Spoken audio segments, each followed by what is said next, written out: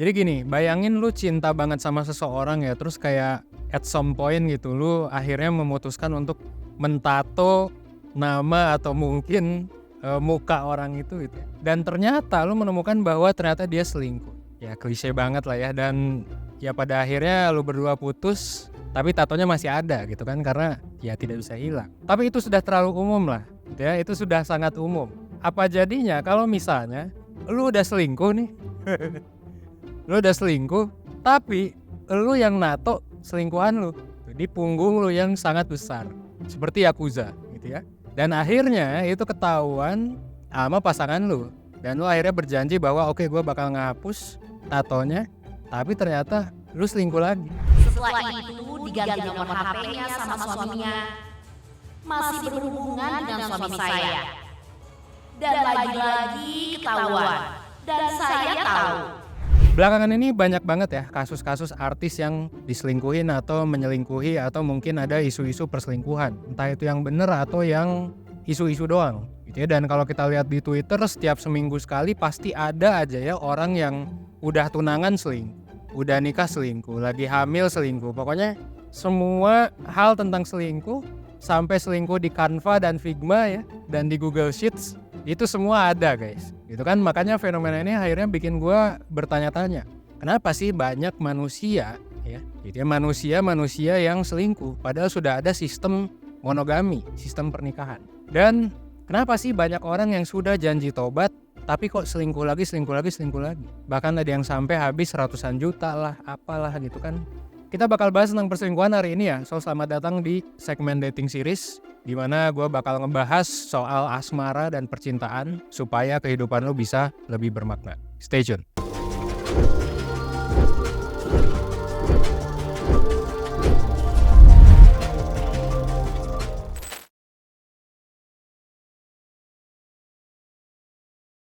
Oke, sebenarnya kalau kita ngomong dari semua makhluk hidup guys, jadi kalau gue lihat dari semua mamalia yang ada di bumi ini, itu 97% itu tidak monogami. 3%-nya itu adalah, gue nggak tahu sih spesies apa ya, tapi salah satunya adalah manusia ya. Meskipun kita juga tahu ternyata manusia itu banyak yang selingkuh. Jadi ini juga debatable, apakah manusia termasuk mamalia yang suka monogami atau tidak sebetulnya. Dan banyak juga sekarang itu ya orang-orang yang mengatakan bahwa open relationship itu adalah the future of relationship dan lain sebagainya gitu. Dan itu tuh adalah sebuah hal yang wajar dan normal kalau kata menurut pandangan beberapa orang ya. Meskipun kalau menurut gue sih kagak ya gitu ya. Karena dari yang gue baca-baca sendiri juga ya banyak alasan, baik itu alasan saintifik, alasan religius dan lain sebagainya, banyak yang memang lebih mendorong monogami. Jadi sebetulnya selingkuh itu kalau di zaman sekarang apalagi ya keuntungannya tuh sedikit lah. Mendingan lu monogami gitu, jelas-jelas aja lu bisa ya pacaran sampai nikah bertahun-tahun, daripada memang poligami atau open relationship gitu. Jadi monogami tuh masih yang terbaik dari berbagai macam bukti. Tapi lagi-lagi gue mau bawa yang tadi ya, kenapa orang sampai seniat itu buat selingkuh. Gua baca ya nih, ada yang selingkuh di Google Docs, di Google Sheet, di Gojek, bahkan di Canva dan Figma gitu. Gue yang paling bingung adalah di Canva dan Figma cuy. Ini lebih gila lagi sih ya. Gue lihat sengaja dia online Mobile Legend, terus dia kagak main, tapi yang dia lakuin adalah ngechat di chatroomnya. Gue ngeliat ada juga yang di game Avakin Live. Gue gak tahu tuh game apa nih. Ada juga yang Shopee, Grab, MiChat. Ya kalau MiChat wajar lah ya. Komentar YouTube. Terus pas gue lihat nanya komentar YouTube tuh gimana gitu. Ternyata katanya berduaan balas-balasan komentar di video YouTube ke orang. Masalahnya ini video YouTube siapa cuy gitu kan. Gue pun akhirnya berpikir gitu ya. Gue kan sebenarnya orang yang mungkin cukup positivistik lah, menganggap manusia ini kayak meskipun tidak privilege-nya gitu, orang itu harusnya bisa berubah ya. Tapi yang tidak bisa kita pungkiri dari manusia adalah ya pasti ada selfish gene gitu. Manusia tuh adalah makhluk yang sangat amat egois. Kita nggak bisa memungkiri itu. Jadi kita banyak mengambil keputusan karena self interest kita mungkin nggak mikirin orang lain, bahkan orang yang kita sayang gitu ya. Ya mungkin banyak dari kita yang cenderung masih susah gitu untuk mengendalikan diri.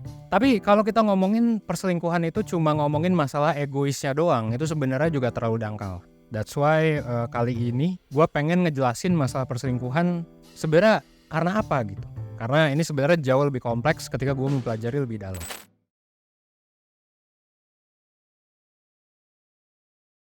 Akar masalah dari selingkuh itu menurut gue sebenarnya ada 2 tambah 1 sih ya. Kalau misalnya kita lihat kasus-kasus artis. Yang pertama, dengan banyaknya artis yang sekarang itu rame banget.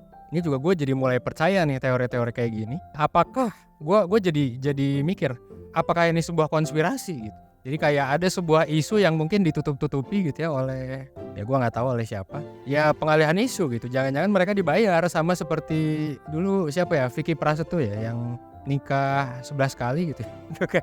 Itu kan sudah jelas lah kalau itu ya. Jadi pengen viral, dibayar gitu ya. Itu adalah salah satu konspirasi yang gue lihat ya dari salah satu akun Twitter, Zari Hendrik gitu kalau nggak salah. Kayak apa jangan-jangan mereka dibayar gitu. Deal-dealannya juga kan bisa jadi lumayan gitu ya. Bahkan kemarin nikah juga si Vicky itu kan katanya miliaran orang yang disuruh nikah gitu. Ya itu adalah salah satu teori yang mungkin cukup membenarkan ya. Jadi ya udah, di satu sisi manusia itu memang egois, di yang sisi lainnya adalah ya mereka dibayar untuk itu. Nah yang kedua, yang tadi kan konspirasi ya. Yang kedua adalah selingkuh itu ternyata setelah gue lihat based on research gitu ya, itu adalah orang yang tidak bisa mengendalikan nafsu. Makanya kalau kita lihat kok orang yang selingkuh tuh misalnya kok cenderung jelek-jelek gitu ya. Terus juga yang diselingkuhin juga cenderung ya mungkin gak secantik atau gak secakep pasangannya yang sekarang gitu ya. Itu juga kita bisa lihat bahwa ya mungkin mereka memang tidak bisa mengendalikan nafsu mereka gitu ya. Tidak bisa mengendalikan nafsu dan yang bisa kita lihat adalah punya kelemahan dalam beberapa aspek dalam hidup mereka. Ya apapun lah ya gitu. Kalau dalam hal ini yang gue baca adalah insecurity dan lack of self-respect.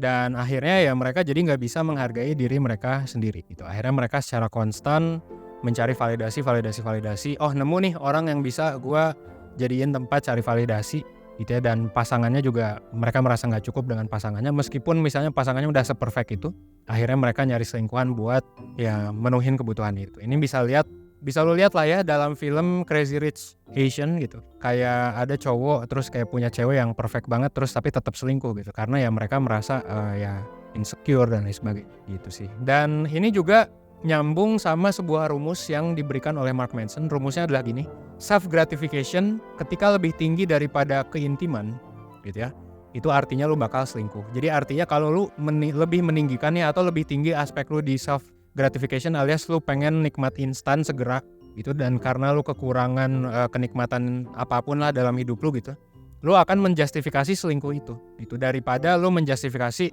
lebih intim daripada pasangan lu. Nah ini adalah menarik ya. Ini berhubungan sama faktor ketiga sebenarnya. Jadi ya relationship-nya memang tidak memuaskan gitu. Meskipun memang kalau nggak memuaskan ya kenapa nggak putus aja ya. Itu kan ya karena kan manusia egois ya. Lagi-lagi riset bilang nih ya, ini gue sambil baca, orang selingkuh itu bukan karena nafsunya besar aja. Dan bukan cuma karena low self control, low self esteem dan lain sebagainya. Tapi karena ternyata kebutuhan mereka mungkin cenderung lebih banyak. Kayak intimacy, ya seksualitas dan lain sebagainya yang tidak bisa dipenuhi oleh partner saat itu juga. Tapi tidak benar ya cara untuk selingkuh, dan sebenarnya ngerugiin diri lu sendiri gitu kan. Kalau lu artis lu selingkuh ya lu viral gitu kan. Ya meskipun bisa aja deh yang untung. Kalau lu orang biasa ya lu juga bisa diviralin cuy gitu ya. Kayak kita bisa lihat tahun lalu gitu ada kasus ya, ada salah satu aktris juga kan terlibat di dalamnya gitu, yang sampai ada banyak lah BH ketinggalan gitu ya dan lain sebagainya. Dan terus yang bikin gue jadi bingung adalah terus gimana solusinya? Gimana cara kita buat terhindar dari si perilaku yang sebenarnya merugikan banyak orang gitu, termasuk diri kita sendiri. Dan kita bakal bahas di section selanjutnya.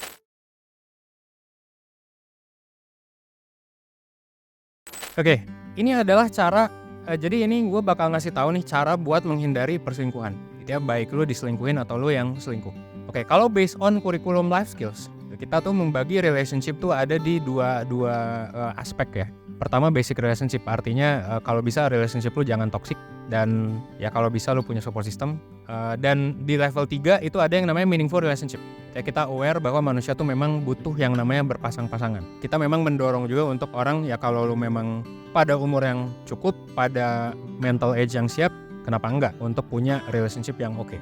Tapi kenapa kita taruh ini di level 3? Kita taruh ini di level 3 karena orang biasanya kalau misalnya level 2, level 1-nya itu masih jelek. Misalnya ya, lu gak punya duit, ya lu mungkin ada gangguan mental, lu mungkin ada Atau bahkan ada juga ya yang sekarang viral gitu ya, dan ini juga gue mengamini juga sih ya, salah satu konsep bahwa kalau lu nggak punya hobi itu bisa jadi lu bakal fuck up juga dalam percintaan.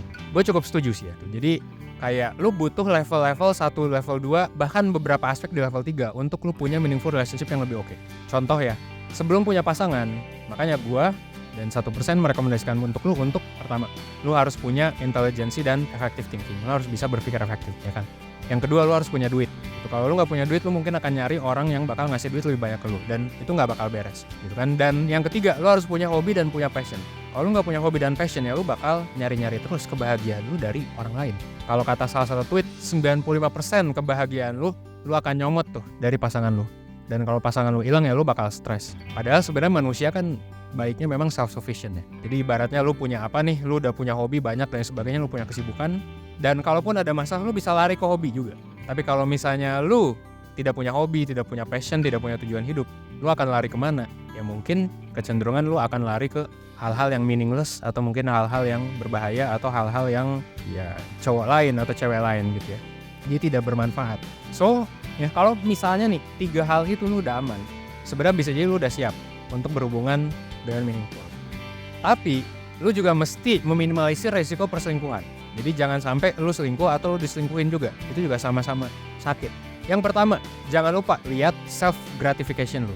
Jadi lu tuh orang ya, gitu ya, sebisa mungkin apakah lu adalah orang yang mengutamakan nafsu dan mengutamakan keinginan tanpa ngelihat situasi. Kalau misalnya lu orang yang kayak gitu, lu evaluasi diri. Dan lu lihat juga pasangan lu adalah apakah orang yang seperti itu atau enggak. Apakah mereka lebih mengutamakan nafsu, lebih mengutamakan keinginan mereka sendiri tanpa mempertimbangkan komitmen misalnya dan berbagai hal lain. Nah itu kalau misalnya lu ngelihat pasangan lu seperti itu, lu coba training dia, lu coba feedback dia gitu ya. Atau ya mungkin bisa jadi lu bisa coba consider sih untuk mikir 2 kali apakah lu mau long term atau enggak sama orang ini. Karena bisa kelihatan pola. Kalau sampai sekarang lu juga nih belum bisa mengendalikan nafsu dan lain sebagainya, saran gue sih belajar.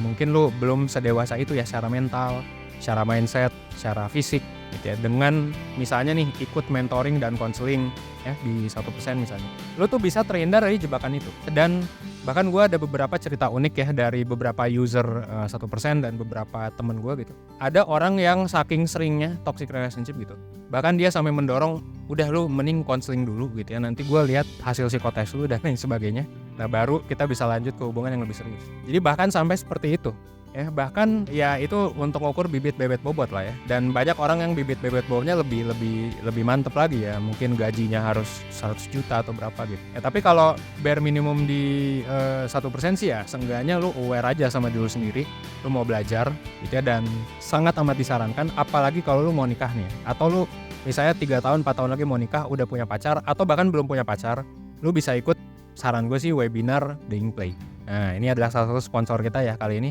The Ink Play ini nyediain webinar marriage preparation dan juga financial preparationnya, dan juga banyak lah pokoknya tentang pernikahan, tentang pasangan gitu. Dan jujur gue juga sebelum nikah gue ikut webinar ini dulu gitu. Termasuk juga gue ikut layanan konseling gue sendiri juga gitu ya, pre-marriage counseling di 1%, dan juga gue ikut webinarnya The Ink Play gitu, biar gue dan pasangan saat itu bisa jauh lebih matang. Dan jujur memang dulu sampai sekarang, dulu itu hubungan gue mungkin ada beberapa konflik lah yang sering berulang. Sekarang beberapa konflik itu udah mulai gak berulang, udah mulai bisa teratasi. Bahkan beberapa konflik udah mulai hilang gitu ya. Jadi silakan The Ink Play. Oke? Nah, dan kalau misalnya nih ya, lu mau jadian atau lu mau long term relationship dengan cara nikah gitu ya, kalau lu ngerasa di hubungan lu sekarang itu bikin gak nyaman gitu ya, itu langsung komunikasikan. Jadi komunikasikan ke pasangan lu, jangan sampai itu masalah malah menumpuk, jangan sampai malah jadi diem-dieman. Nah ini memang kebiasaannya orang Indonesia, gak enakan ya. Jadi kalau ada masalah jangan lupa diomongin di saat yang tepat, di waktu yang tepat gitu ya. Jangan sampai nanti coping stres lu selingkuh tuh. Mungkin pelarian boleh lah ya, ada pelarian boleh, misalnya nonton Netflix atau apa gitu ya. Nangis juga boleh, nggak apa-apa banget. Ini namanya emotion focus coping, itu boleh. Tapi jangan sampai berlarut-larut. Jangan lupa problem focus coping, lu harus nyelesain masalahnya. Makanya gue juga kadang kurang setuju ya sama aliran mental health yang wah nggak apa-apa, kamu berharga dan lain sebagainya, nggak apa-apa gitu. Itu gue ada beberapa aspek yang gue setuju, tapi kalau terlalu banyak itu juga gue nggak setuju. Kenapa? Karena bisa melatih kita jadi dalam tanda kutip manja juga kan. Kayak ada masalah sama siapa, kita kabur. Ada masalah sama siapa, kita kabur. Ya sampai kapanpun kalau kabur terus, masalahnya nggak bakal selesai, akan berulang terus. Dan itu namanya secara psikologi ya maladaptive coping. Artinya lu menyelesaikan sesuatu tapi tidak menyelesaikan masalahnya. Maladaptif malah makin memperburuk masalahnya ya. Nah jadi saran gue memang yaitu silakan belajar ya. Kalau ada masalah lu ikut konseling. Ada salah satu sponsor kita lagi yaitu Life Consultation. Itu adalah sister company-nya 1%. Lu bisa join konsultasi di sana. Karena kadang ada bener-bener masalah yang kita sulit untuk nyelesain sendiri, atau bahkan lu perlu berdua tuh sama pasangan lu, atau sekali-sekali ya sekali lu konseling, sekali pasangan lu gitu. Supaya apa? Supaya nanti lu bisa dapat masukan saran yang objektif dari profesional gitu ya. Atau lu bisa ya kalau misalnya sekarang belum ada masalah, ikut webinar aja biar nanti mencegah masalahnya itu datang. Akhir kata gue berharap video ini bisa jadi inspirasi buat lo semua ya. Buat lo yang lagi ngalamin berbagai macam masalah, silakan ke Diingplay Live Consultation. Semoga lo semua bisa nyelesain berbagai masalahnya dan well ya gue Evan dari 1%. Thanks.